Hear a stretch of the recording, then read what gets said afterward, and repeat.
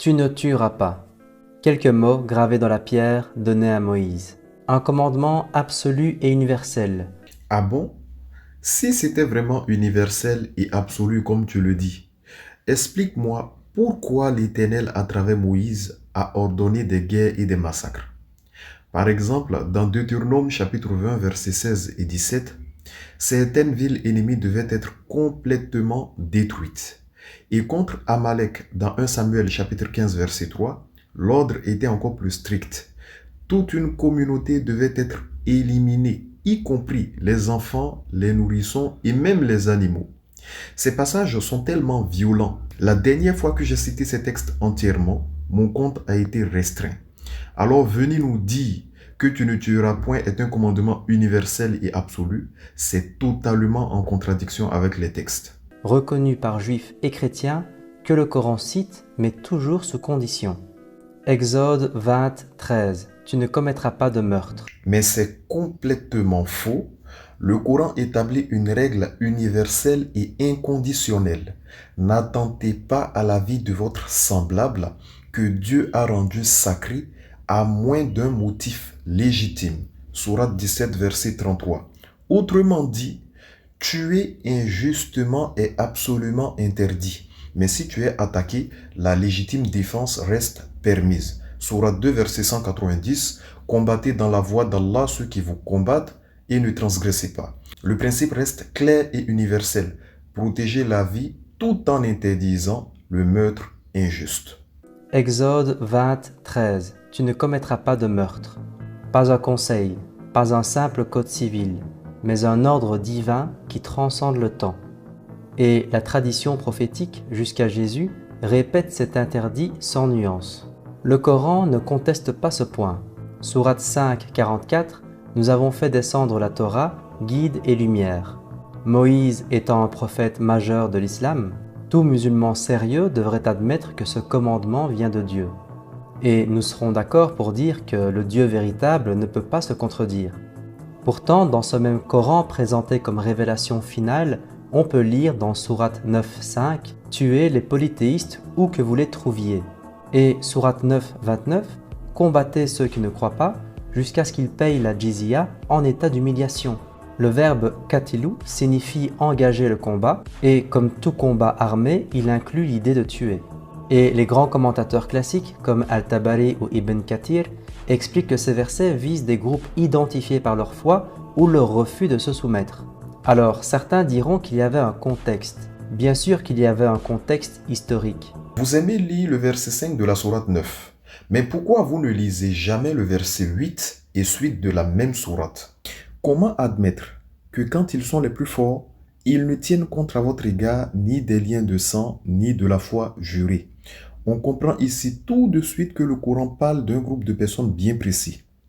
Ils ne cherchent qu'à vous plaire par de belles paroles, sans que leur cœur y adhère, car ils sont pour la plupart des scélérats, qui troquent à vil prix les enseignements de Dieu et se dressent en obstacle à sa voie dans une attitude des plus exécrables. Sans jamais respecter à l'égard d'un croyant ni des liens du sang, ni la parole donnée, ils agissent toujours en véritables transgresseurs. S'ils se repentent, s'ils accomplissent la solat, s'ils s'acquittent de la zakat, ils deviendront vos frères en religion. Nous détaillons ainsi les versets pour ceux qui peuvent les comprendre. Mais s'ils violent le serment, après avoir conclu un pacte avec vous, et s'attaquent à votre religion, alors combattez les meneurs de la dénégation qui n'ont aucun sens de la loyauté. Peut-être mettront-ils fin à leur hostilité. Comment ne pas combattre des gens qui ont violé le serment et qui ont cherché à expulser le prophète? N'est-ce pas eux qui ont déclenché les hostilités? Vous lisez le contexte, vous comprenez tout de suite qu'il s'agit d'un contexte de légitime défense. Parce que Allah, il précise au verset 13, comment ne pas combattre des gens qui ont violé le serment? Mais quel serment? Et qui ont cherché à expulser le prophète. N'est-ce pas eux qui ont déclenché les hostilités? Il est bien beau de lire le verset 5, mais il y a un contexte. Ces versets ne sont pas un ordre général de tuer. Ils s'adressent à des tribus qui avaient rompu le traité, trahi et attaqué les musulmans. Allah précise au verset 36 de la même sourate, liguez-vous pour combattre les païens comme ils se liguent contre vous. On parle bien de combat spécifique défensif, pas d'un feu vert pour la violence gratuite et générale. Sourate 2, verset 190, Allah nous dit « Combattez dans la voie d'Allah ceux qui vous combattent sans jamais outrepasser les limites permises, car Dieu n'aime pas ceux qui les transgressent. » Mais si l'on affirme que ce livre est la révélation ultime, valable en tout temps et en tout lieu, un principe divin ne peut pas dépendre d'une saison politique. Si on invoque le contexte pour relativiser les sourates 9.5 et 9.29, pourquoi ne pas invoquer le même contexte pour relativiser le « tu ne tueras point » révélé à Moïse? La cohérence de Dieu n'est pas à géométrie variable. Un ordre de tuer, jusqu'à ce qu'il se soumette, se heurte frontalement à l'interdit donné à Moïse. Un Dieu parfait ne donne pas deux lois contradictoires. S'il bénit aujourd'hui ce qu'il a condamné hier, ce n'est plus la voix de Dieu, mais une voix humaine. Il n'y a aucune contradiction. Le principe reste le même. La vie est sacrée. L'autodéfense face à une agression est autorisée. Par exemple, dans Exode chapitre 22, verset 2 et suite, TUER, le voleur, en défendant sa maison n'est pas considéré comme un meurtre. C'est un cas de légitime défense de sa vie ou de ses biens. Jésus, lui, ne laisse aucun doute. Aimez vos ennemis, priez pour ceux qui vous persécutent. Voilà un Dieu qui ne change pas. La vie humaine reste sacrée, même face à l'ennemi. Alors, devant ce commandement immuable « tu ne tueras pas » et face à des textes qui ordonnent de tuer pour la foi, chacun doit se demander « quelle voix vient vraiment du Dieu de la vie ?»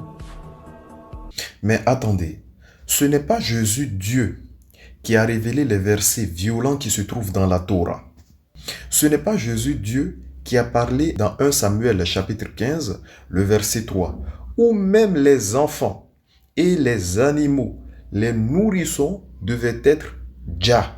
N'est-ce pas Jésus qui a parlé là-bas en l'occurrence? Parce que vous dites que Jésus il est Dieu et que c'est lui on doit adorer. Si Jésus il est Dieu, donc c'est lui qui a révélé ces versets. Bref, en islam, tout est clair pour le musulman.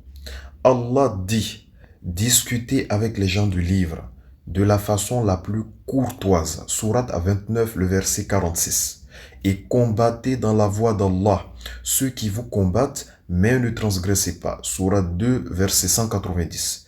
Le message de fond reste le même. Amour, respect, dialogue, même avec les non-musulmans. Et bien sûr, la légitime défense en cas d'agression est permise en toute logique.